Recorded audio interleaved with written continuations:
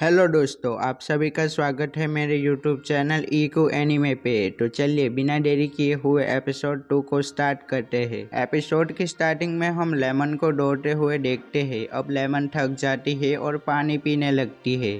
तभी वहां से मित्सुके गुजरता है। मित्सुके को देख के लेमन का दिल तेजी से धड़कना शुरू कर देता है। अब खैर हम अपने भाई नोगिमित्सु को देखते हैं। नोगिमित्सु स्टोर रूम की सफाई करने के लिए आया होता है। नोगिमित्सु कहता है ये सिस्टम मुझे बिल्कुल भी पसंद नहीं है और नोगिमित्सु स्टोर रूम की सफाई शुरू कर देता है। लेकिन तभी कहानी में ट्विस्ट, यहाँ पे लेमन आ जाती है और लेमन नोगिमित्सु से कहती है, नोगिमित्सु मुझे तुमसे कुछ बात करनी है। नोगिमित्सु को लगता है कि लेमन उसे प्रपोज करने वाली है और लगे ही क्यों ना लेमन अकेले जो यहाँ पे आई है। लेकिन फिर लेमन कहती है, मित्सुके जो तुमसे बुक ले जाने वाला था क्या वो तुम मुझे दे सकते हो? मैं मित्सुके को जाके दे दूंगी। नोगिमित्सु कहता है, ओ तो ये बात है, मैं तो कुछ और ही सोच रहा था। नोगिमित्सु कहता है, लेमन मेरे पास एक आइडिया है, क्यों ना तुम्हारे क्लब की छुट्टी हो तब हम मित्सुके को बोले कि लिटरेचर क्लब के अंदर आके बुक ले जाओ, फिर तुम भी वहाँ पे आ जाना और तुम मित्सुके से अकेले में बात कर सकती हो। अब लेमन नोगिमित्सु से कहती है, ये सही रहेगा नोगिमित्सु, मैं तो तुम्हें बुड्ढू समझती थी लेकिन तुम तो बहुत स्मार्ट निकले। नोगिमित्सु कहता है, अरे यार हर कोई मुझे बुड्ढू ही क्यों समझता है। अब लेमन स्टोर रूम के दरवाजे को खोलने की कोशिश करती है लेकिन किसी ने बाहर से दरवाजे को बंद कर दिया होता है। ये दोनों आवाज भी देते हैं लेकिन कोई भी दरवाजा नहीं खोलता है क्योंकि बाहर कोई होता ही नहीं है। अब ये दोनों स्टोर रूम के अंदर फंस चुके थे। अब नोगिमित्सु कहता है, पॉडकास्ट के हिसाब से तापमान 35 डिग्री को छूने वाला है और ये आज तक का सबसे गर्म दिन होने वाला है। ऊपर से ये दोनों स्टोर रूम के अंदर फंसे हुए होते हैं और वहाँ पे बहुत ज्यादा गर्मी होती है। अब लेमन अजीब सी हरकतें करने लग जाती है। नोगिमित्सु कहता है कि गर्मी की वजह से इसका शायद से दिमाग खराब हो गया है। नोगिमित्सु लेमन के ऊपर कूलिंग स्प्रे करता है। अब लेमन अजीब सी आवाजें निकालने लगती है और नोगिमित्सु के ऊपर गिर जाती है। लेकिन तभी यहाँ पे अमानासु मैम भी आ जाती है और इन दोनों को ऐसे साथ में देख के अमानासु मैम कहती है, अगर तुम दोनों हो जाए तो मुझे बता देना, मैं दरवाजा खोल दूंगी। अब अगले सीन में अमानासु मैम नोगिमित्सु और लेमन को नर्स के रूम में लेके आई होती है। अब नर्स इन दोनों को बताती है कि हीट स्ट्रोक बहुत खतरनाक होता है, कभी कभी तुम्हें ये पैरालाइज भी कर सकता है और तुम्हारी जान भी जा सकती है। और तभी यहाँ पे अमानासु मैम भी आ जाती है। अमानासु मैम नोगिमित्सु से कहती है, तुम अपना क्लासरूम और अपना नाम बता दो, मैं तुम्हारे टीचर को इन्फॉर्म कर दूंगी। नोगिमित्सु कहता है, अमानासु मैम मैं आप ही के क्लास से हूँ। अमानासु मैम कहती है, क्या सच में तुम मेरी ही क्लास से हो? तब तो कोई बात नहीं। अमानासु मैम कहती है, कोनुकी अब मुझे जाना होगा लेकिन तुम इन दोनों का ध्यान रखना। नोगिमित्सु कोनुकी मैम से पूछता है, आप और अमानासु मैम अच्छे दोस्त हो ना? कोनुकी मैम कहती है, हाँ हम दोनों बहुत अच्छे दोस्त हैं और हम दोनों एक समय पे क्लासमेट रहे हैं और हम दोनों ने इस नर्स रूम में काफी अच्छा टाइम स्पेंड किया है।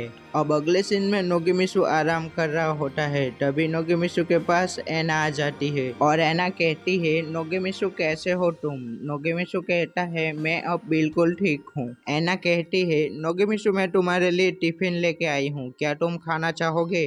कोनुकी मैम इन दोनों को ऐसे साथ में देख के कहती है, मुझे अब यहाँ से चले जाना चाहिए और तुम दोनों यहाँ पे जो भी चाहो वो कर सकते हो, मैं बाहर से लॉक कर दूंगी। नोगिमित्सु कहता है, पहले तो अमानासु मैम और अब ये मैम, इन दोनों को पता नहीं टीचर किसने बना दिया। अब खैर एना नोगिमित्सु के लिए टिफिन में ऑमलेट राइस लेके आई होती है। अब ये दोनों खाना स्टार्ट कर देते हैं। नोगिमित्सु को ऑमलेट राइस पसंद आ जाता है। एना कहती है, नोगिमित्सु बताओ इसके कितने पैसे काटोगे? नोगिमित्सु कहता है 400 ईयर्स, लेकिन फिर एना कहती है, अब इसकी प्राइस और भी ज़्यादा बढ़ने वाली है क्योंकि मैं इसके साथ खाने के लिए कुछ और भी लेके आई हूँ। नोगिमित्सु कहता है, तुम इसके प्राइस बढ़ाने के लिए सूप भी लेके आई हो? एना कहती है, नोगिमित्सु तुम्हें क्यों लगता है इसके अंदर सूप है? और एना ऑमलेट राइस के ऊपर व्हाइट सॉस डाल देती है। नोगिमित्सु खाता है और नोगिमित्सु को पसंद आ जाता है। एना बोलती है, अब बताओ नोगिमित्सु मेरे खाने की कितनी कीमत लगाना चाहोगे? नोगिमित्सु को ना चाहते हुए भी 600 ईयर्स कहना पड़ता है। अब यहाँ पे लेमन भी आ जाती है। लेमन कहती है, लगता है तुम दोनों बहुत मजे कर रहे हो। एना कहती है, लेमन तुम ठीक तो हो ना? लेमन कहती है, हाँ मैं पहले से काफ़ी ज़्यादा अच्छी हूँ अब। लेकिन मुझे कुछ भी याद नहीं है कि हुआ क्या था। नोगेमिसु घबरा जाता है और नोगेमिसु कहता है मैंने कुछ भी नहीं देखा, हमें अमानासु मैम ने बचाया था। अब यहाँ पे मित्सुके भी आ जाता है और मित्सुके कहता है लेमन तुम ठीक तो हो ना, मैं तुम्हारे लिए गिफ्ट लेके आया हूँ ताकि तुम जल्दी ठीक हो जाओ।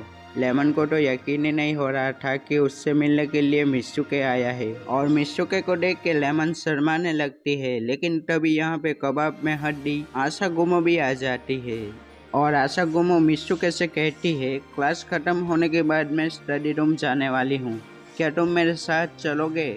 मित्सुके कहता है मैं आज तुम्हारे साथ नहीं आ पाऊंगा, तुम आज अकेली चली जाओ, हम कल जरूर साथ में चलेंगे।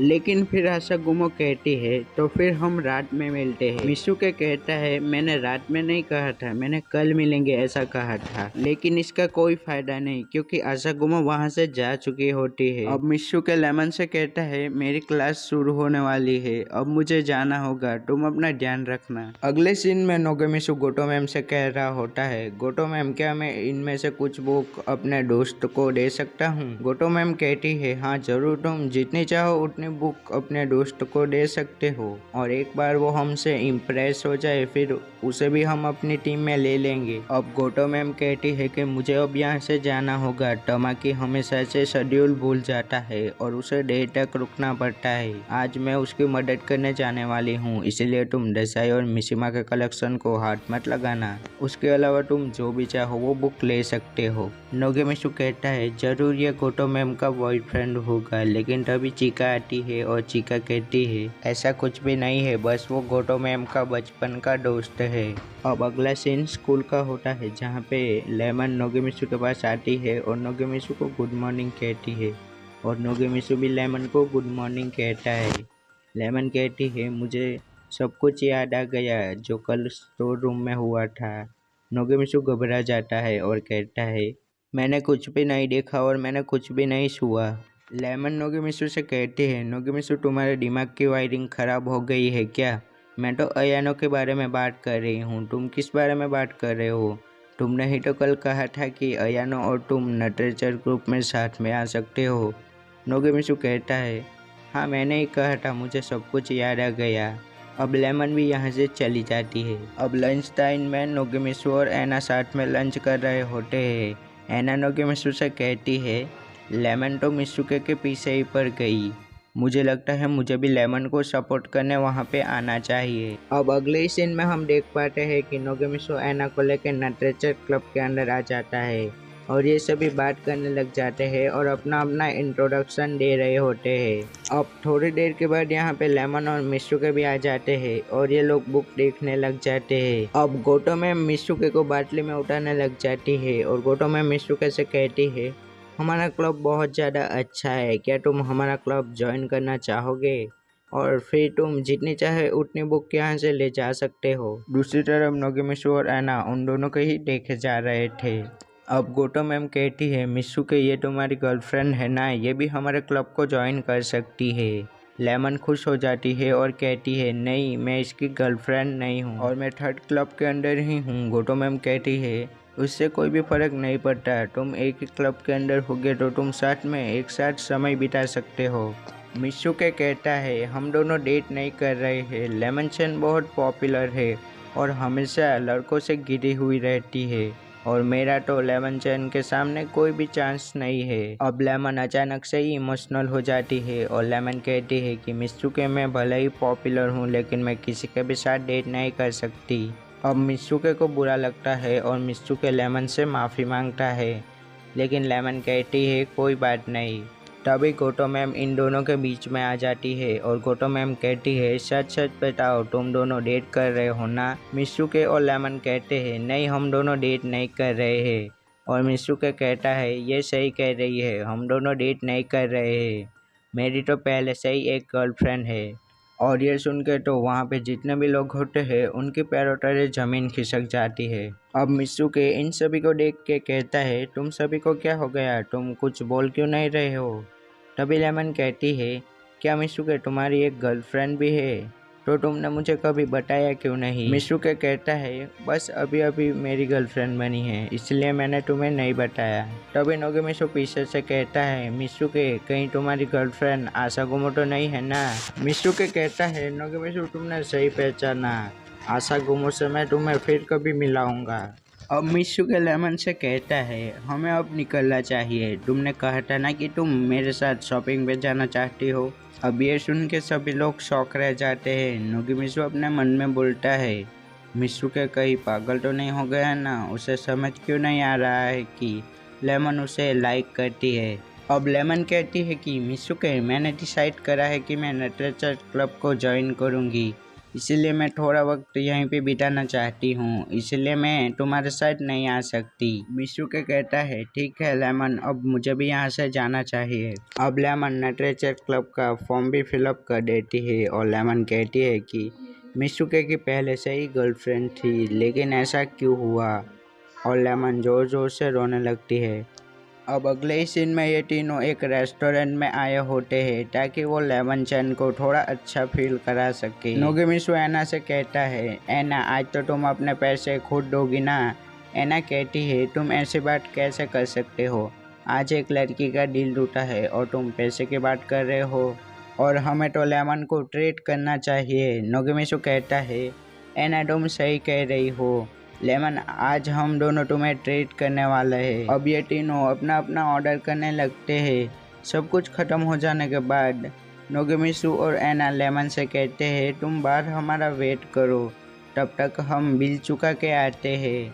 लेमन और नोगेमिसु बिल चुकाने के लिए वहीं पर रुक जाते हैं। अब एना अपने पर्स चेक करती है और एना के पर्स में बिल्कुल भी पैसे नहीं होते हैं।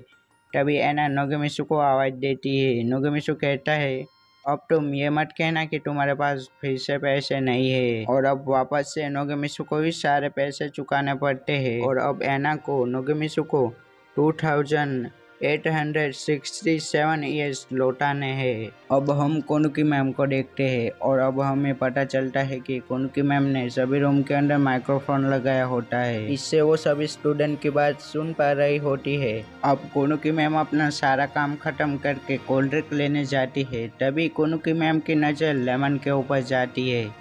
कोनुकी मैम लेमन से कहती है तुम इतनी रात को यहाँ पे क्या कर रही हो? लेमन कहती है कि बस मुझे डोर लगाने का मन कर रहा था और मुझे मेरे क्लब वाले भी आज नहीं मिले हैं। कोनुकी मैम कहती है कि अगर तुम चाहो तो मैं तुम्हें तुम्हारे घर तक भी छोड़ सकती हूँ।